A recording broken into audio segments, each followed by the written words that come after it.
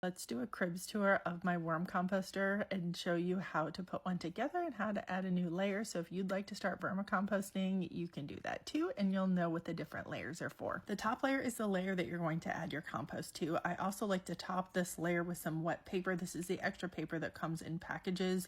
This helps to keep this layer nice and moist and keeps the worm shaded and cool.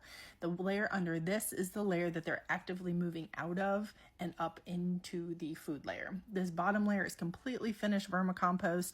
I like to do a 3-layer system. It makes it so you don't have to dig worms out of that bottom layer, because once you have a 3rd layer, they have moved almost completely out of that bottom layer. And once they've moved completely out of that layer, you can take it off and use it for compost without having to sift out the worms. And this is what that looks like when it's finished. I only had to pull 2 worms out of this and did not have to sift it at all. Definitely get one that has a spigot and a drain pan at the bottom. That makes it so there's not too much moisture in these. You want them damp, but not super wet, to replenish moisture as needed. And side note, these are often marketed as indoor or outdoor, and as you can see, the worms can't escape them, so I would recommend putting them outdoors as much as possible. When you first start your system though, it's only going to have 1 layer to begin with. So that first layer, I put down a couple layers of paper, and then on top of that paper, I put some dampened coconut coir. This is where we're going to add our worms, and then we're going to top them with some more wet paper. Then feed yours once to twice a week. Only feed them as much as they'll eat in that period before the next feeding, and this will depend on the temperatures outside